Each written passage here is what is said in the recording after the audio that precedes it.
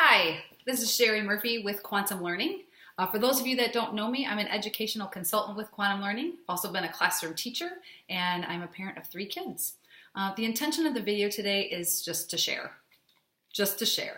Share about, questions that I get when I'm out in the field of how can I do the 8 keys better? How can I keep this going throughout the year? How can I? So I'm just going to share some of the things that I have done to find success in the 8 keys of excellence. In case you have yet to be familiar or need a reminder, here are the 8 keys of excellence.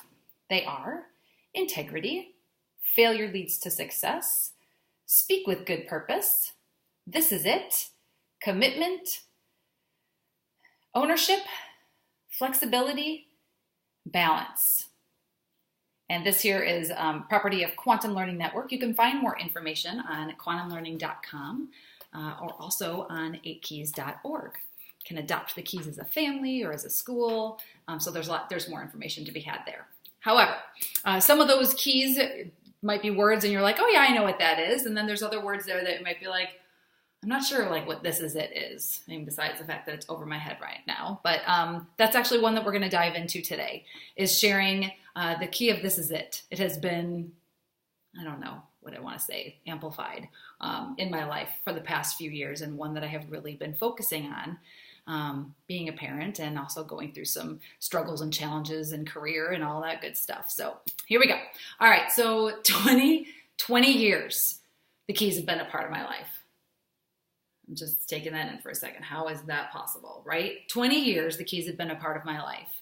And as I've heard Bobby DePorter, our founder, say, they take 10 minutes to learn and a lifetime to master. So I have not had them a lifetime yet, so I have yet to be a master. And the growth that I've seen in myself has been really cool to see.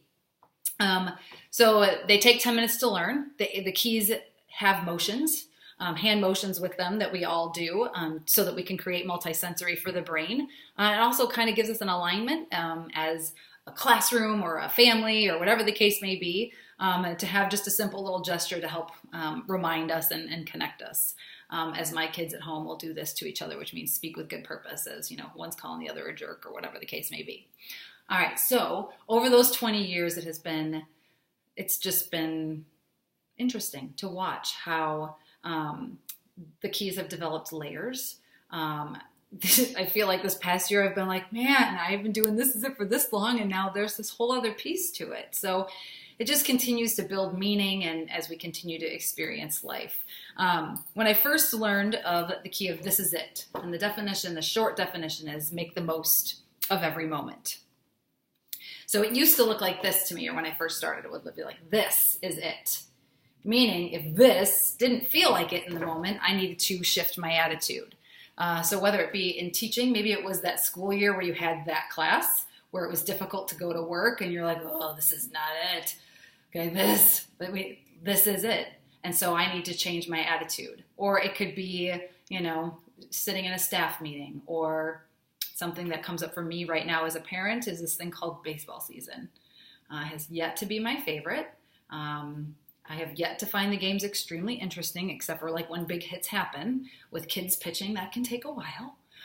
So I try to be intentional and purposeful because it's a lot of months to have a poor attitude, and it can make the month challenging. Like there's the month of May and part of June.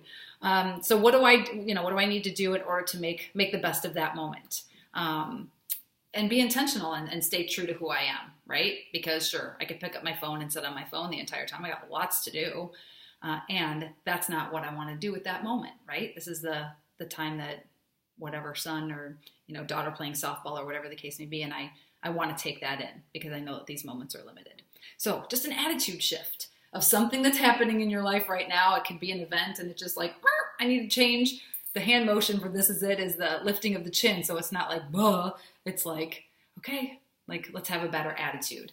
I remember when I was teaching, there was this one day where I was going to start the electricity unit, right? And so I was not feeling it. I don't know, educators, if you've ever felt that, right? It's like, I'm tired. And what I really want to do is have them open up to chapter 15 and just start reading, teach themselves some electricity. And so luckily, sometimes we need a support. So I went over to my colleague, at the time it was Gabrielle Herndon, and I walked in her room and I was like, I don't want to teach electricity. I don't want to flick the lights on and off and be all fun and energy. I don't. And luckily she was a great support, and she looked at me and says, how many opportunities do you have to teach your students electricity? This class. I'm like, one. She's like, mm-hmm. And how are they best going to learn it? I'm like, if I'm fun and I'm flicking on the lights and I create, excitement around it. And mm-hmm. She's like, so what are you going to do? I'm like, I'm going to go flick the lights on. And so, right. So finding that support to help us in those moments of this is it. So that's how it first looked to me. Then it kind of shifted to this, because then I became a parent and I had these things called babies, and they poop their pants and diapers and go through 40 outfits. And that was challenging to find the joy in that. And what I found was I began wishing moments away. I can't wait till they're all out of diapers. I can't wait till they can all buckle their own seatbelts. I can't wait till, right? So where in our lives are we trying to shove and wish those moments away? Because this is not it. It's going to be it when I do this, when I get married. That's going to be it. I got to find that person. And then you find that person, you're like, that's not it. Okay, then we got to have babies. When we have that, I've seen it in the movies and everyone's like, oh, there's that moment and that's going to be it. And then you had the babies and it's like, this isn't it. It's going to be it when they're out of the house, right? And so that's going to be it. And then they're out of the house and you're like, well, where did everybody go? So is it going to be it when we have, for me, it's like, oh yeah, when I have more money and I feel more secure, when I have that, that's going to be it. That is going to be it. And the thing of it is that this is it. Temper tantrums, attitudes, poopy diapers, not enough money, a rough class, whatever it is, a job that you're not in love with, it is it right now. It is it, because happiness is not a destination. It's the journey, right? I knew you knew the fill into that one, right? It's the journey. And so when we keep pushing things away, our eyes are not open. So first it was just change my mind in the moment. Then it became this part of my life. This is it. This is the happiness. This is where I'm supposed to be right now. This is where I need to find the joy. And then recently, it has now changed to this for me. This is it. About a year and a half ago, I was just standing in my kitchen having this moment, and I was like, oh wait. I have 5 years left with my daughter living in this house. In 5 years, she could go to college. She could go, whatever her next step in her journey is I have 5 years. And that really hit me because I was like, what? And I was like, wait. I had so many plans of me being a parent, and this is what we were going to do, and I was going to make all these things happen. And then I began to look at what are you doing with your time with your kids? And I began to realize, whoa, I am spending so much time yapping on the phone, which is a great thing to do, and there's time for that. But I began to look at the amount of time that I spent when my kids were in the room, and I wasn't even accomplishing anything. It was just chit chat. And I was like, whoa, that's not it. Not that I'm going to take that away in my life, but I'm going to get really purposeful. You know what? Nope, there's interactions happening right now. I'm going to take this aside. Right? I've taken the Facebook app off of my phone. I'm not saying that's right or wrong. I'm saying for me, it has really helped me, because what I know is that when I'm searching for something, I can hit that Facebook app and then I'm gone for 20 minutes. There's 20 minutes. Facebook has a purpose. Yes, I go on Facebook. And I've just discovered that I've gotten more of my minutes back because I've done that. And for me, that really is exciting as I try and focus on my real relationships. I will maintain the virtual relationships, but really the real here and now is where I'm going to be focusing for me. I'm not judging anyone else on what anyone else does, but those are things that I have done to realize whoa, I'm going to take this in. I am going to be fully present and intentional as best I can. I'm not perfect. So it's hard. It's hard to do that.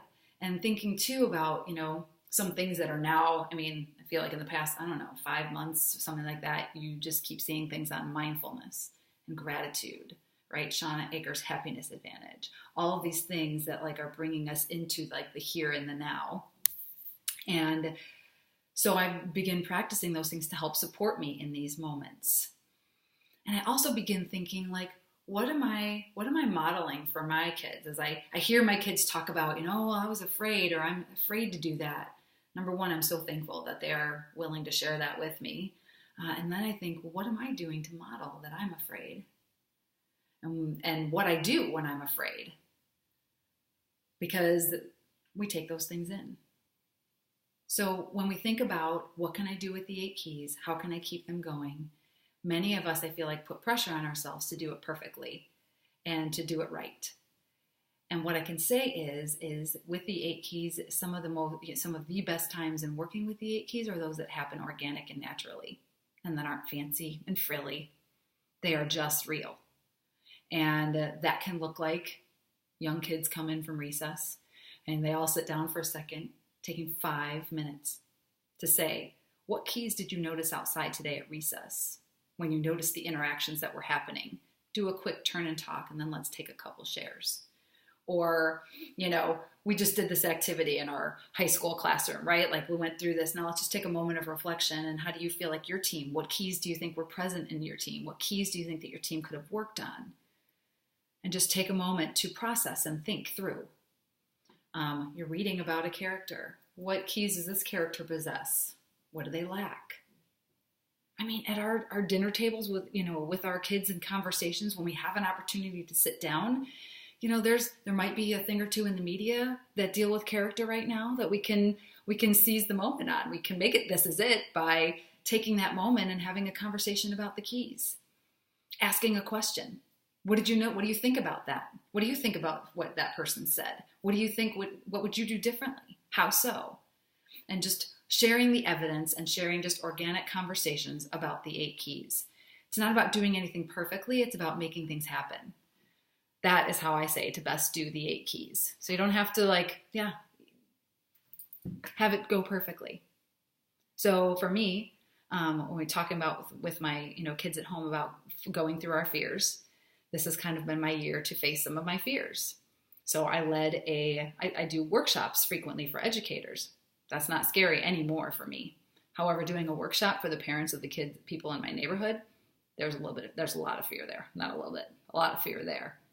Creating this video, I have had this thought for 6 months. And the fear of doing it perfectly. My film crew hasn't arrived, nor my makeup crew. However, that's okay. I'm going to go ahead and I'm going to do it anyway, because if we wait for perfect, it's not going to happen. So with the 8 keys, instead of waiting for perfect, instead of waiting for the answer and how you do it and fit it into your teaching day, it is hard. It is challenging. And I think you think it's worth it. We know that our students need the 8 keys, and we need the 8 keys more than anything. So with that, go for it. Be brave. Be you. And make it happen.